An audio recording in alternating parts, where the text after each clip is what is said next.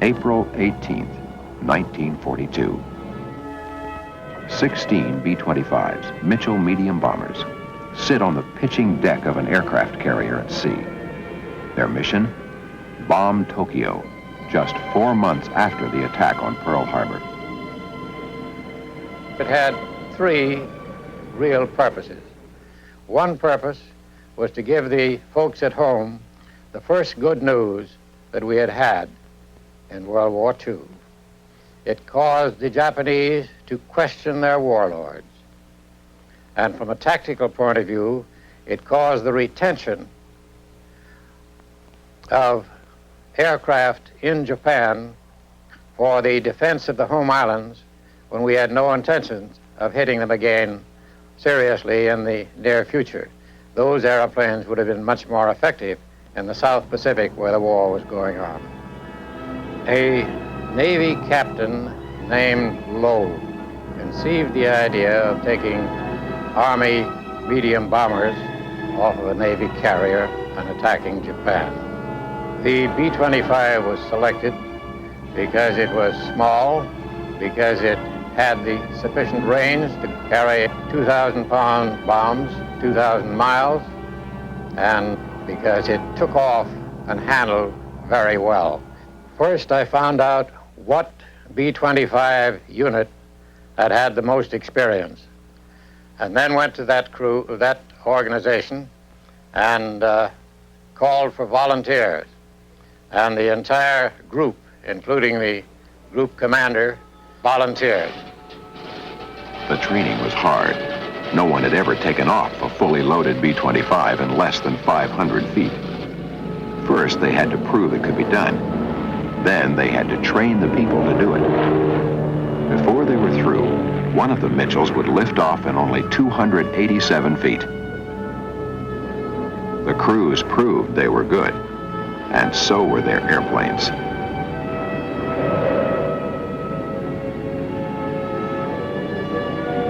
The raid was carefully planned. Nothing was left to chance.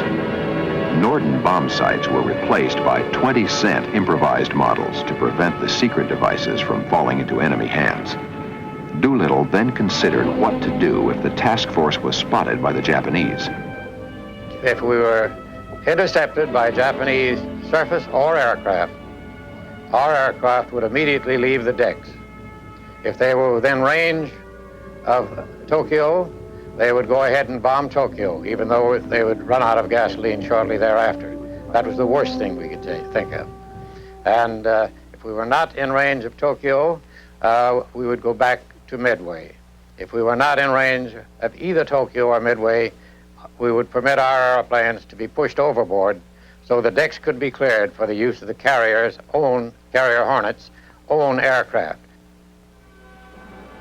On the morning of April 18, 1942, the task force was sighted by Japanese patrol boats.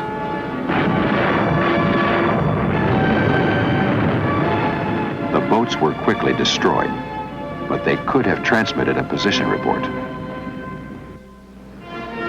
It was 8 hours before scheduled takeoff, an additional 400 miles to the target.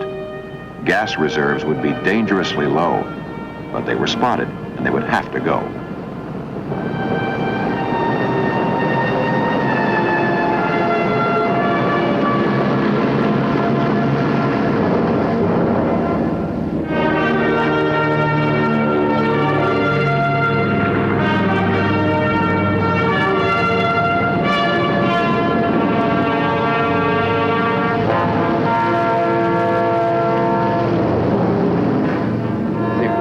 Almost according to plan. We were to go bomb our targets, turn in a general southerly direction, get out to sea as quickly as possible, and after being out of sight of land, turn and take a westerly course to China.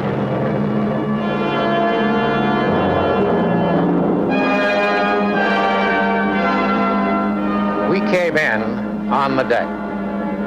We pulled up to about 1,500 feet to bomb in order to make sure that we weren't hit by the fragments of our own bomb.